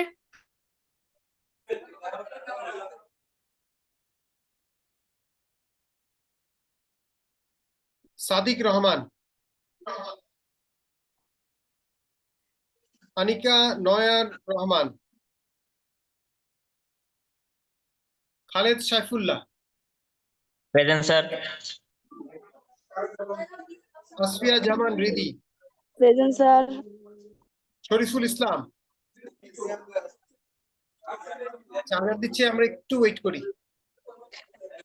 Sir চৈতি রায়, এটা মনে হয় বাদ করছে। স্যার সামিউল ইসলাম। প্রান্তিক দিছিস? এ ভাই আমিও তো হ্যাঁ দিই। দিছি। আমি তো বুঝলাম না আমার নাম কি ডাকছে স্যার? এই ডাকবে আর আজান দিচ্ছে এই জন্য ব্রেক নিচ্ছে।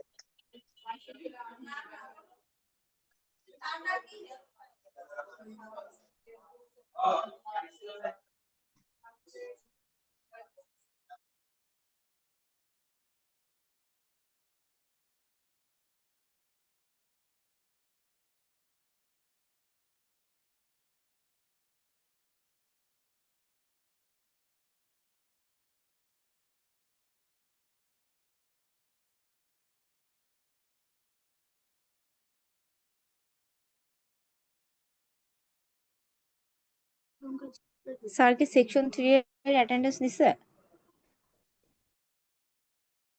হ্যাঁ ওকে, আমি ব্যাক। আচ্ছা, আমরা বাকি আছে কতটুকু? সেকশন 2। সাবিকুর নাহার জান্নাত আছো? Present sir. Okay, Iqbal Hossain,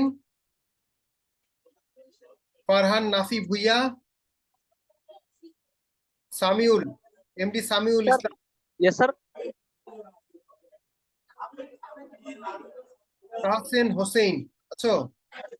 yes sir, Tahsin Hossain Sami. Okay, হ্যাঁ বলো, আর কে? আচ্ছা, এবার সেকশন 3। সেকশন মিনিটা দিতে পারিনি স্যার। তালহা 786 আইডি। হ্যাঁ, তোমার নাম কি? আনিকা। আচ্ছা, ঠিক আছে, স্যার আমার তো বের হয় না মনে হয়, নেট প্রবলেম ছিল। চৈতি রায়। ঠিক আছে, দিয়েছি। তালহা রওশন তন্ময় আছো? ফাহিম ইসলাম, আবু সাইদ, তানজিম মাহমুদ। স্যার আবু সাইদ আছি। আবু সাইদ আছো? ওকে। তানভীর রহমান আছো? মেহেদি হাসান জিহাদ, মরিয়ম খান, মেহেদি হাসান জিহাদ। আচ্ছা, জিহাদ মরিয়ম খানম আছি। মরিয়ম খানম আছো, জোনায়েদ আছো, হেনা আক্তার, শাকিল মিয়া কবির, Present, sir. আতিফ, মুবাশশির ইবনে সবুর, বাবুল মৃধা, ইশরাত সুলতানা সানিয়া, আরে বাবুল মির্জাটা আছে। বাবুল মৃধা আছে, okay. Mushfiqur Rahman Munim, Abu Saeed, Abdullah Bin Amin, Abdullah Al Noman, Sumaiya Akter, present sir. Zubair Alam,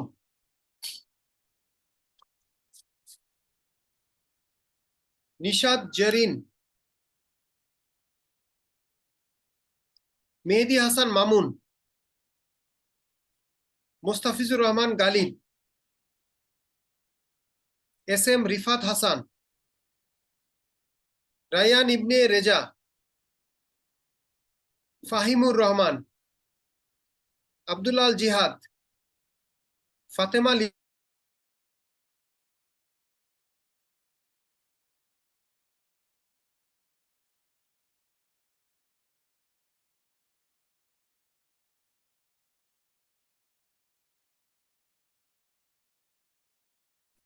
হ্যাঁ, মাঝখানে কানেকশন চলে গেছিল বোধহয়, আমি আবার বলছি, ফাতেমা লিজা আছো? আচ্ছা, জাহিদ হাসান, সোহান সর্দার, আব্দুল্লাহ আল সামি, তৌফিক সম্রাজ সামির, ইয়েস স্যার। ওকে। ইয়েনুর ইসলাম ভুইয়া, আব্দুল্লাহ আল জিহাদ, ফারদিন ফারহান, উম্মে হাবিবা, শেখ রেদওয়ান, আমদাদুল হক, শরীফুল ইসলাম সাকিব, বি এম সাজিদুল আছো? আব্দুল্লাহ আল সাফি, আর আজগর আহমেদ। আর কেউ বাকি আছো? ওকে, জি স্যার, বাকি আছি। মোহাম্মদ সিয়াম খান ডাকা হয়নি স্যার। সিয়াম খান কোন কোন সেকশনে তুমি? Sir section 3। সেকশন 3 তে সিয়াম খান কত নাম্বার তোমার এমনিতে, আমি যখন ডাকি নরমালি? মানে নাম্বার বলতে স্যার আইডি নাম্বার? হ্যাঁ, আইডি বলো, আইডি। লাস্টের নাম্বার হচ্ছে 498038।